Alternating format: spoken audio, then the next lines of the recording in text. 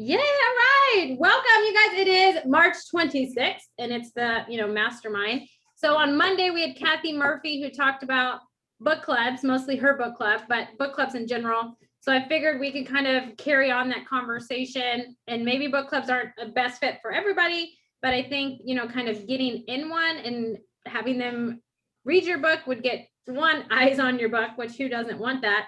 But two, it kind of gives you an opportunity to get organic reviews. You can kind of support other authors and other readers and give reviews and stuff, but it's a good way to get books in people's hands. So we'll start. What is your takeaway? How did you feel about it? Have you ever thought of book clubs? I had never thought of that until I talked to Kathy Murphy. So what I have found about book clubs is that genres like sci-fi fantasy is harder to get them into a book club's hands because since they're very diverse readerships, they prefer like more like nonfiction, memoir, or mysteries and things like that. Because there's some people that just they just can't do sci-fi fantasy. They just don't read it. Mm-hmm. So it's hard to find a book club that would be interested in that genre. So that genre is kind of a tough one for book clubs. But in general, other genres seem to do very well. They like to get book suggestions, and free or discounted books are always a plus for them. Yeah, I thought this would be a good fit for you, especially with your, travel memoir and stuff. I thought it would be a good fit there. Me? And for your children's book. Oh no, I think travel book or travel memoir, most people are just a big yawn. I think the real market is novels, probably Fern's right, detective novels too, but novels more than anything else. That's what people want. Well, I do know a person that actually runs a book club in Dayton area, and and she's actually used my book for like giveaways for them, and then they can read them and then they can review. So that is one way. Yeah. Like as a gift, you're offering it like as a gift, like not necessarily that they will all read it, but just like, hey, here's Correct. a book, and see that would work. And when she goes to the event, she usually, if I have a new book out, she usually buys it. Nice. And then the other thing that she does is she actually buys the books, and then she actually bought a couple extra and had me sign them and gave them away to her book club. Nice. Julie, what were you going to say? For her genre, that might be a really good way to do it. Well, first of all, I wanted to say that what Fern and James have been proposing, I think is something interesting to explore, whether this group can do book bundles, and rather than doing the book club thing, doing book bundles. Mm-hmm. I have no experience with that, but it sounds like, we tried the Christmas one, and you said at one point, Fern, I think you said you had something like 30 sales. I don't remember, but I didn't see any Bayou City Press sales going up. But maybe, I don't know. Anyway, but it's something worth trying, I would think. And on the book club thing, Amy, I felt like I really didn't capture, because she talked about a lot of different rates and things. I'd have to go look at her website and see. If it's $30 and she'll put my book in one book bundle and promote it somewhere, okay, that's certainly something I can afford. But, I don't know what all the different price ranges are, just to give it a try and see if anything happens. She doesn't do book bundle. From what I remember of Kathy, I wasn't there Monday, but from what I remember of Kathy, and I'm part of her club. She doesn't really do book bundles. What she does is she issues a reading list. Right. An official book of each month for the year, and then suggested other books. Mm-hmm. And then the book clubs, like the one that I was in, and I haven't attended in ages, but you're officially supposed to read the selection of the month and discuss that one, and then you can decide if you want to read the other ones and talk about them as well, or just enjoy them. And that's that's how hers really works. And then she has that wonderful retreat in January where she invites the authors who were the previous year selections or who are going to be this year's selections, and they talk and they have panels and you kind of get to hobnob with them and get their signatures and stuff, and it's a lot of fun. But that's kind of um, the way she is. So it's worth it, Julie, I think, for your book, because she does love those kinds of books, like travel stuff, because she does a lot of travel. And so your book would have a good chance of becoming a selection of the month, you know. Sci-fi and fantasy, a lot of her book club people not that into, but it has she often does select at least one and or suggest them throughout, Right. So it's Yeah. yeah, Well, it's so worth it. she has the publisher publicist membership, which I signed up for, and that gives you the opportunity to submit 5 of your authors for their books to be, I guess, considered for the monthly read or on the list of it. So I've signed up for that, and so it's kind of, we'll see how it goes. I haven't really thought a whole lot about it since I signed up for it, but my whole goal was, taking 5 authors from Through the Eyes of Authors and putting their books and just seeing kind of what happens. So if I need to do more, or if it becomes super successful, I'll sign Sandy up and we'll just submit everybody. So that's kind of the avenue that I was going down when I signed up for her. But I mean, Julie, when I signed up, it was 150 for the year, and I get to submit 5 authors. So I mean, to me, that was worth it because her following is very big. She has been pretty successful, but she's author's #1 fan. So just getting her to share your stuff, was worth it. So maybe it's not for everybody. I know when I was part of like a small group in Houston at my church and stuff, we were looking for books to kind of read, for journal and spiritual growth, but just different journeys that people have taken. And that's why, Julie, I thought of your book. I thought that would be good for book clubs because, there are some book clubs that are focused on growth, different journeys, traveling and stuff. So, I mean, I think your book should be considered. It may not fit every book club, but I know there are book clubs out there looking for those kind of reads for sure, especially at my age. So the churches, Julie, connecting to some churches, because Yeah, Kathy Horizon was trying to help me with that, but since the churches have really been so affected by COVID, it's the same thing. I mean, I think in a normal year, I would have been doing some speaking at churches and so forth, but that's just not happening. Well, but I also think like getting in with small groups, like life groups, small groups, youth programs, I think for your book, just because of the spiritual aspect, but the whole journey on it. I know a lot of people are interested in that, and they're discussion questions that they can draw up to talk about and stuff. So I mean, it definitely, there's different avenues to consider. I mean, not everyone's going to be a perfect fit and not everybody's going to accept it, but I think some other avenues are good ideas just to try. I mean, you really don't know until you try, but it might be Yeah. worth it. I was going to say that the book clubs look like sort of like what you see online now with people telling you, pay so much and get your book on our website and we'll push it out to, so many thousands of people. But if you join up for something like that, you have really no idea who's going to those websites, if anybody at all sees this stuff, because everybody posts to have thousands of visitors and things like that. At least with the book club, if it's being recommended as the book of the month or recommended, you do get some feedback from that. Like book clubs have been around forever, and you do know at least you get some feedback. And like Amy was saying, it depends on the actual book club, what they want to read. And what Fern was saying, a lot of book clubs are into mysteries, romance. You got a lot of people who want to read romance, who want to read, mystery, stuff like that. Now, what she was saying about, no erotica or stuff like that, I'm pretty sure that could have knocked my killer series off the list. But Maybe. not because it's erotica, but there are some very strong passages in there. So I already know that that's not going to be a book that's going to resonate with everybody. But people who like crime stories, are going to resonate with it. And that's another group of people who really want noirs and stuff like that, and they can handle the occasional word or hard description of action. So I'm going to do it because I also have a bunch of people I need to promote.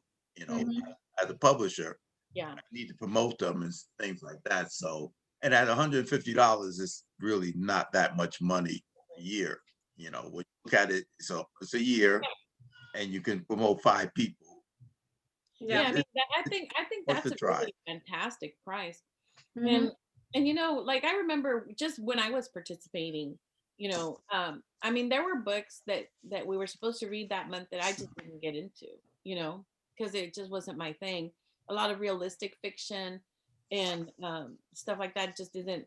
And we did do memoirs, but the thing about it is, though, I was seeing all these books, like you get the list and you see all the books. And so even though maybe I didn't read the one that was supposed to be for the month, I would read maybe a different one.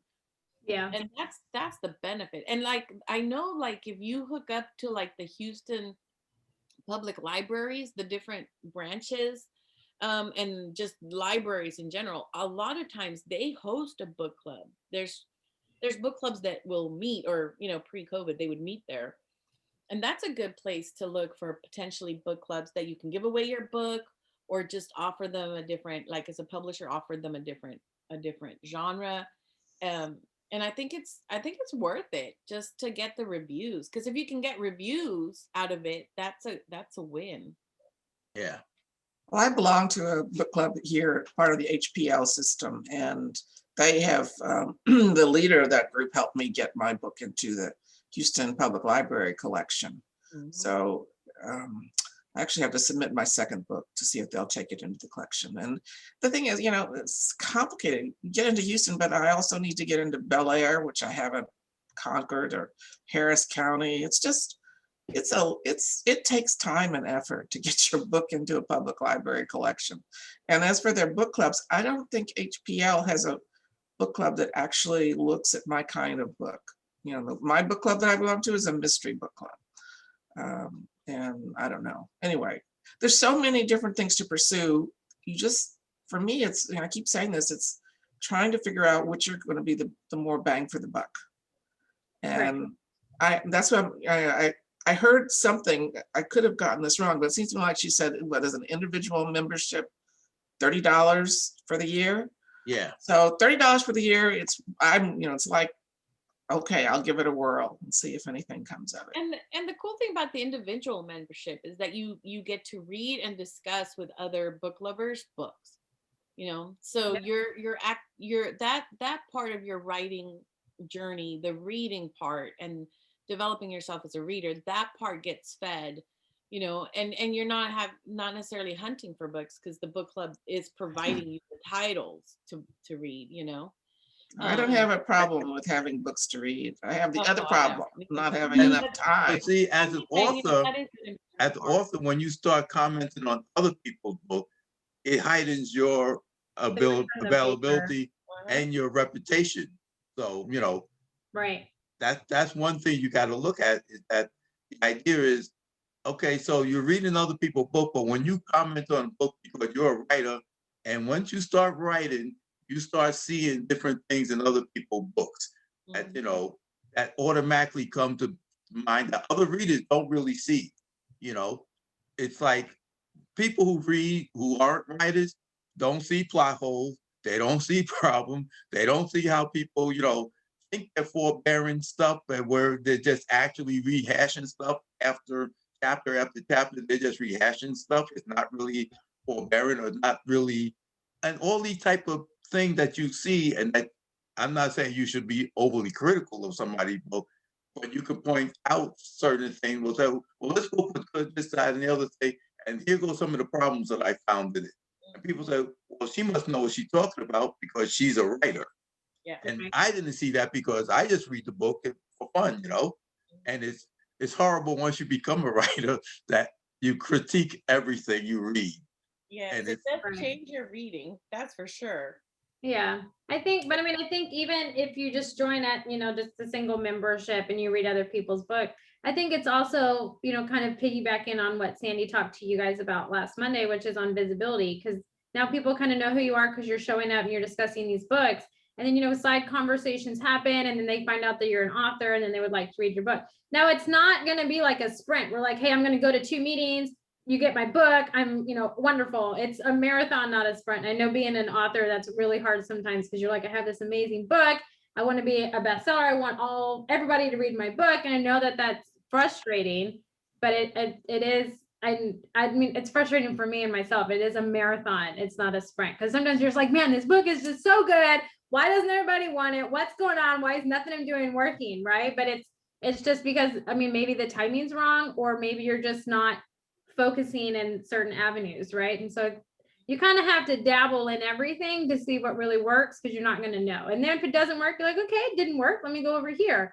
But you're building visibility for yourself, which builds visibility for your brand as an author, as a publishing company, whatever. And then in turn, that leads to book sales or more potential, clients for your publishing companies. So you definitely have to view it from that standpoint or mindset. It's definitely it can get difficult, kind of what Bellamy was saying is you're a writer. That's your mindset. You want to write, right?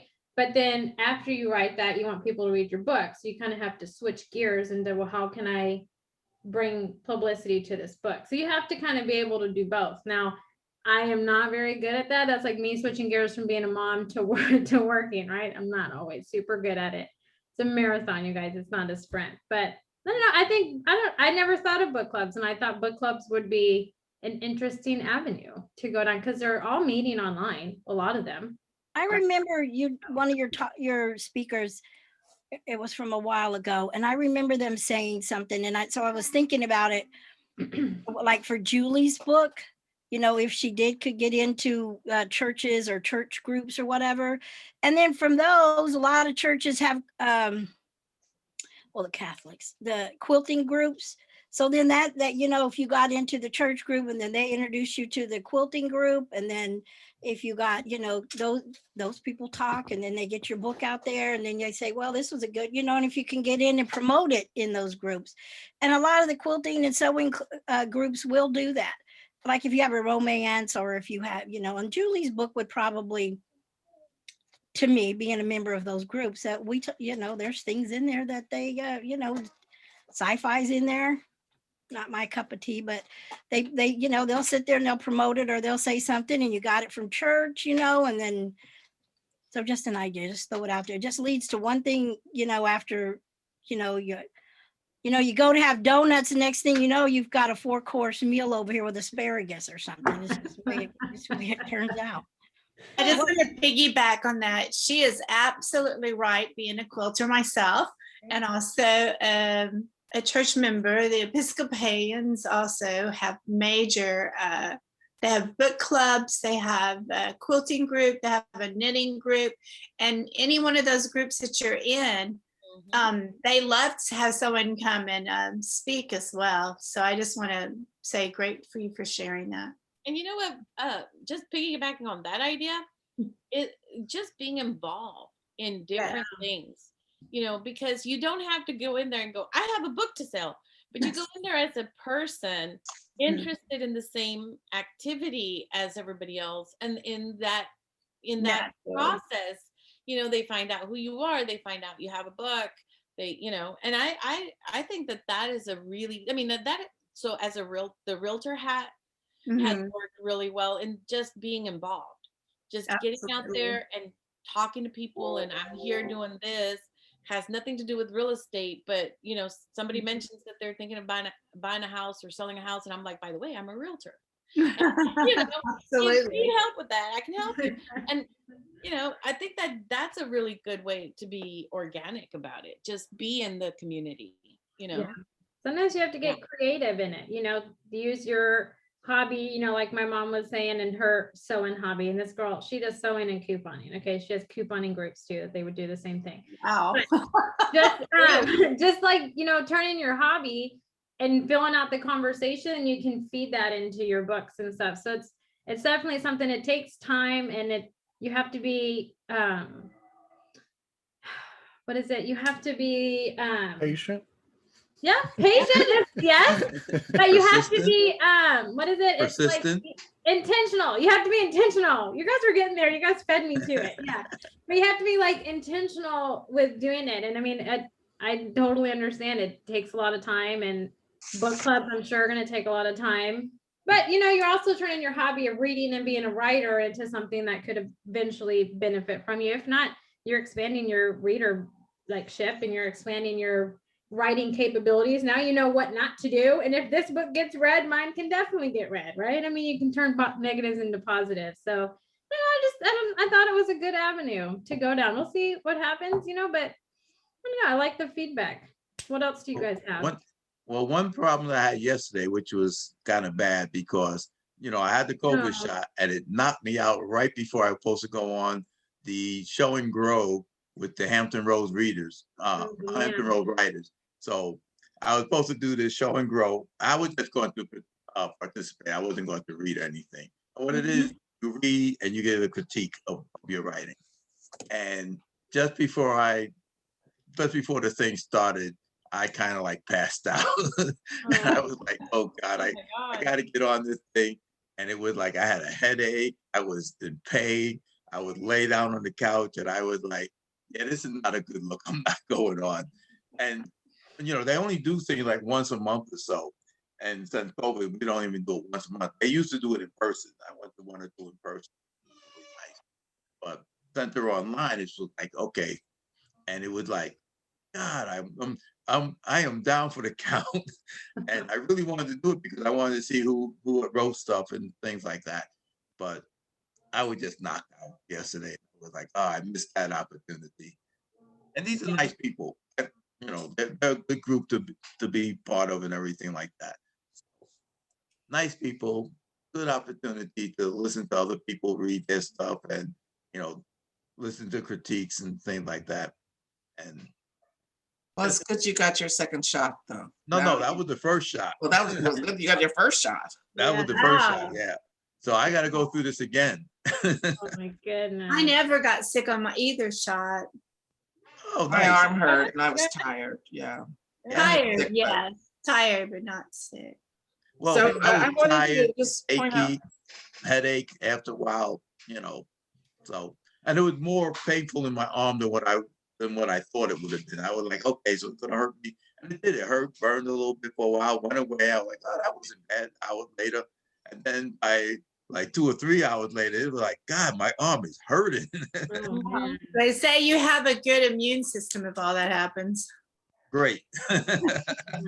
So I wanted to mention something else, particularly with Fern here. I saw that Houston Writers Guild put out a notice, I think about reminding people that Alan Bourgeois' group has their marketing conference in July. But it turns out that that weekend is exactly the same weekend as Comic Conroe. Yep. Which I already signed up for. So it can't be in two places at once, unfortunately. And, you know, out of all the weekends in the year, It's the these same. two Texas organizations are going head to head on one 3-day weekend. It's, Well, there are two different things. I mean, I 'cause, know. I mean, they're not really in competition with each other technically, but that's the weekend. I mean, Alan booked it ages ago, and I don't think he's gonna move it. But you know, Alan does have a recording option for his conference, like we're going to be doing with HWG. So it might be interesting if you're interested in it. You could maybe I don't know if he has an option to just purchase the recording section or the recording packages, but that's something to reach out to him and see, because that's also why we're doing the recording options, because what if you can't make it that weekend, you know? I mean, there's so much stuff going on and it's hard to find a weekend that's completely empty. So I would ask Alan about the recording option. yeah, no, I did his thing last year, and several times during the year, he said, okay, if you're a member of the marketing guild, you can go back and look at any recordings you wanted to. But since I've been there and, you know, in person well, not in person, but digitally at the time, I didn't really do that Yeah. so much, yeah. but I know he offers that. But anyway, my point is, there's a lot of weekends in the year, and it's Yeah. just bad luck. July's taken. July's Between Comic Palooza and Conroe, July's just got booked real fast. Yeah. I tell you, being at the head of a guild for so long before and now again, it's very hard to pick a weekend. I mean, we research like crazy, like who is there. One of the things that Alan's group and our group, HWG, we right away, reached out to them and said, hey, let's not put our events too close together. Let's make sure we don't book the same time. And he and I both coordinated really well, and we've been coordinating real, but it doesn't always work with everybody. Sometimes you just, yeah. But I would look into the recording options, because I kind of like the idea of having the recording options, just because like at the end of a conference day, I've heard so much information and my head is overwhelmed. So I kind of like the idea of being able to go back and hear stuff again, and refresh, because, my brain is full by the end of the day. I'm waning, but yeah. But I'm going to be speaking at Alan's event. I'm doing 2 sessions for him this year in person, and we're going to be at Conroe. So yeah, I'm going to have divided up my staff. I think Sandy's going to be at Alan's event too, right, Fern? She's speaking Yep. at Alan. Yeah. So Sandy will be there too, Julie. Whichever Well, one. I'm gonna be at Conroe and the Seguin and the Wimberley one. But yeah, just a FYI. No, I Or love what did you say? I Diane? was gonna be with Julie for Comic-Con. But I didn't realize they. Wait, no, the marketing thing that Alan does is in July, and it's in Granbury, I think, if I remember right. So Mhm. that's different than Seguin. The Seguin, Seguin is a book festival. right? Yeah, this is his conference. Okay. Like informational conference. Didn't he move the one that was in Seguin? Yes. He moved that date, right? It's okay. I was gonna say, because Rox and Charles are going to that one, and they said that it was moved. Diane, do you know the new dates for Seguin? I'm looking them up now. I think they told me it was October 30th.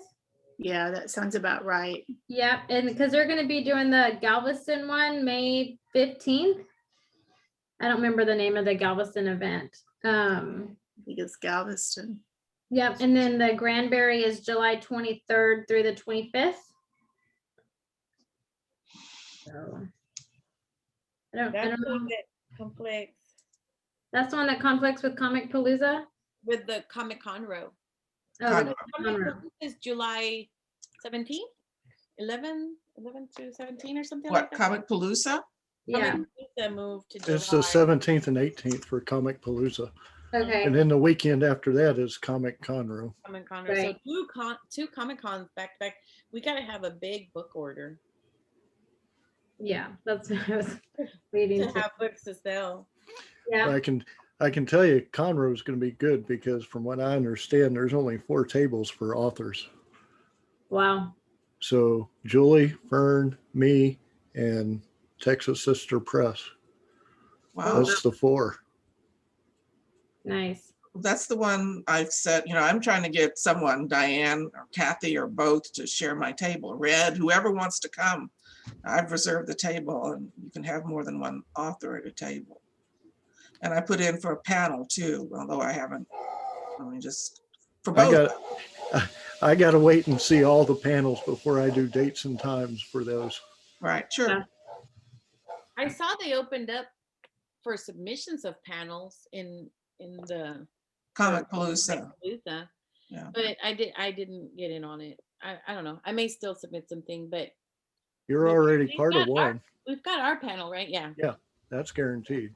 So yeah. Like I said, I Keep at that this I year. know the literature person, so the panels are pretty much set for us. Good. Yeah, I don't know. This year I'm kind of lethargic, so I don't know. I need to get my oomph back after the Dayton comic event. I might be more like, but I don't know. Yeah. I'm still in the COVID hiatus. So what does everybody else have going on? Red, how is your world networking group going for you? I have too many clients right now, so the last 2 weeks I haven't gone to any events at all. Okay. I got 2 people that want to be published before the end of the month. Another one wants to be published right around Easter, so most of my time has been spent working with them. Yeah. I have a worldwide event coming up in about an hour. I've been debating in the back of my mind, do I want to just take an extra hour and do that or not? But in reality, it's going very, very well for me. Nice. It's if I can pick up another 30 or 40 people a week who know who I am and what I do, I think that's a pretty good return on my investment. It is. What's the name of it? I always forget. Is it it has Happy Neighborhood Project. Okay. I knew it had neighbor in it. Yeah, and they have over 60 events per week, and it's usually Monday through Friday, usually between 8 and 5 most of the time. And I think they even have one from South Africa, if I remember right. I'm not positive, but I believe they do. I know I've talked to a couple people on there from there, but anyway, people in Taiwan or whatever, they're on there, so it's branching out quite a bit. I know there's a guy on there from Australia all the time. Wow, that's interesting because Fern, me, and Russell just interviewed for Author Talk on Monday this lady that has a networking group that's called Women of the World Networking, but it's open to everybody. It's just what it's called. And I mean, she did an anthology, right, Fern? And I believe it was #1 in did she say 15 countries or 5 countries? And then it was #1 in 15 categories. Wow. Yeah, it was something like that. But yeah, she has a lot of like free options, or you can just come and be a guest and listen to some of the resources and stuff. So I'll put that link. I'm gonna drop it in the chat right now because I'll forget. So remember to download your chat, but it may be worth, listening to what some of these people have, or just seeing, where it could take you, because it seemed like just a good organization. They have a lot of free stuff that you can do and attend and listen to. So it was very interesting and just a different avenue that you guys can, go down. And they have is it open call for submissions of their next anthology? I believe so. Yep. And they're looking for like stories that have a recipe attached to it, like so they're going to include the recipes and the story, which was really fun. And then we joked around about me making up a recipe for her planet. Yeah, it was an interesting conversation. So Monday's Author Talk is recorded, so you won't get notified that we're going live, but it's definitely worth listening to. She's very interesting. She is Russian, I believe, speaks, fluent. So she offers these networking and groups, and also in different languages too, which was very appealing and interesting. So check it out. Russell joked that he wanted to join her membership. She actually said it was open to everybody, but there's a ton of free things that you can go and attend, and resources I think would be great for everybody. So yeah. James, what do you have going on? What events you got? What speaking are you doing? Well, I'm going to the Killer Nashville one, and I think that's in August. Yep. So that's good. I signed up for a couple of panels. I don't know if I'm on any of them yet, but they'll inform us sooner or later. But anyway, that's one of the things. I have another author podcast on the 9th of April. I don't know when that one's going to be aired. And I had done another one with one other guy, and that's coming out, I think, in the beginning of next month. I think it's beginning of May. Okay. That one's coming out in May. So I done one already. I'm doing another one next month. Amy, we do ours tomorrow. Yep. So me and Sandy will be there. Yeah, we're gonna have Sandy, but we'll be there. Yeah. Well, Sandy sent back an email saying she can make it. So we're gonna have Sandy. We're gonna be talking marketing on one of the podcasts. So naturally, I want somebody who knows what they're talking about. And other than that, we got 2 new books coming out. So I'm reading one. I sent one of them back to one of my writers to tell him he needs to work on it some more, tell them where his shortcomings were, and what I expected for him to do. And the other one I haven't started reading yet. Athena already did the edits. What I do is I read the books and their submissions. So I read the chapter that they submit and everything, and decide from that whether or not we want to take them on. And she reads them and decide whether or not we want to take them on. And then I don't read the book until after she edits them. So she does the initial edit, and she'll bounce back and forth with me about different things about the book and everything. But I don't read the entire book until after she does the edit. Then I read the book, and then I say if it needs more work or if it's good the way it is, or in some cases it's like, well, because she'll say, I don't know whether I should tell them this or that, or whether we should, expect more. And I'll read it, and like I said, I can't read anything without, critiquing it now. And it's like, well, they could pick this part up, or they should fix that part on. And then I'll give them suggestions on, what they should do with it. And then when it comes back again, we'll then put it together. And so I'll give it the last go over, so to speak. Yeah. Then put it out, Okay, so you guys are busy. Yeah, so we're back to being busy again. Good. Busy is not a bad thing. Busy is a good thing. Makes the time go by quicker. Diane, what do you have? Do you have anything coming up? I just want to say just- bye real quick because I gotta go to another meeting. But it was cool hanging out. Bye, y'all. Bye, Fern. Nothing special coming up right now. No, it's okay. We're going to get you back out there. There's a ton of events coming back online, especially towards late summer, early fall. So that works. Greg, my con man and his Con Hour podcast. What is going on? Well, I do have a con this weekend, actually, here in New Caney, but I have my podcast, and basically my podcast, the Con Hour, is basically taking panels that you would normally get at conventions and putting them on a show. I love it.